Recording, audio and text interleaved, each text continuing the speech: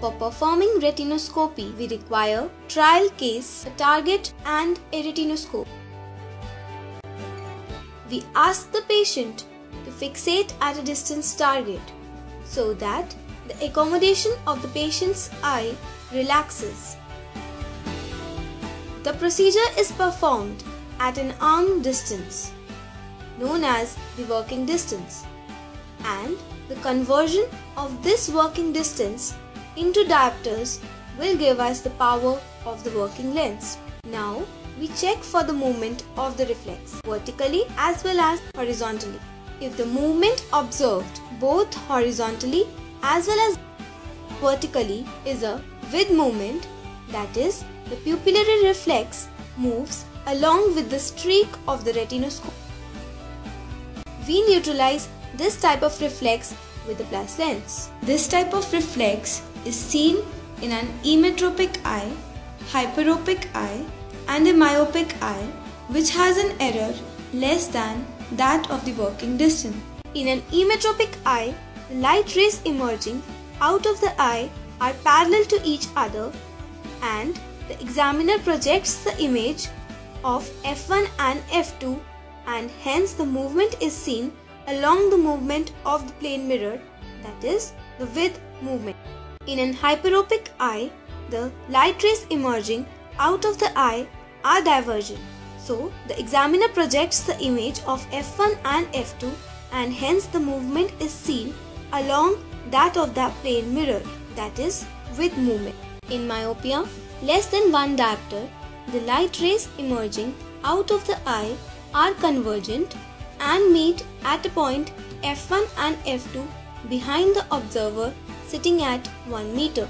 The movement is along that of the plane mirror, that is, with movement. Sometimes we notice a neutral reflex. No movement is seen. That means the patient has an error equivalent to that of the working lens. Rays emerging out of the patient's eye are convergent and meet at a point 1 meter at the pupillary plane of the observer, and hence no movement is seen. Now, if the movement observed both horizontally and vertically is an against movement, that is, the pupillary reflex moves against the streak of the retinoscope, we neutralize such a reflex with a minus lens. This type of reflex is seen in myopia more than the working distance. The light rays emerging out of the patient's eye are convergent and meet at a point between the patient and the observer, and hence the movement is opposite to that of the plane mirror, that is, against movement. This procedure, that is retinoscopy, gives us the gross value of the refractive error of the patient's eye.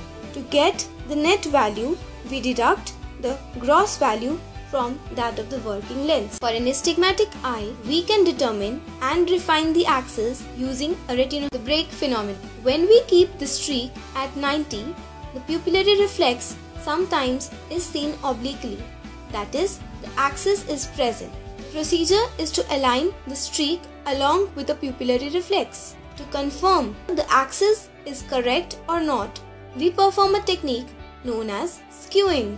In this, we move the streak and hence observe the pupillary reflex. If the pupillary reflex moves against the streak movement, the axis determined is wrong. If the pupillary reflex moves along with the streak of the retinoscope, the axis determined is correct. Straddling is a technique which is performed after refraction. This technique helps us in the refinement of the cylindrical axis. We move the streak 45 degrees on both sides, that is, clockwise and anti-clockwise, to the cylindrical axis of the trial lens.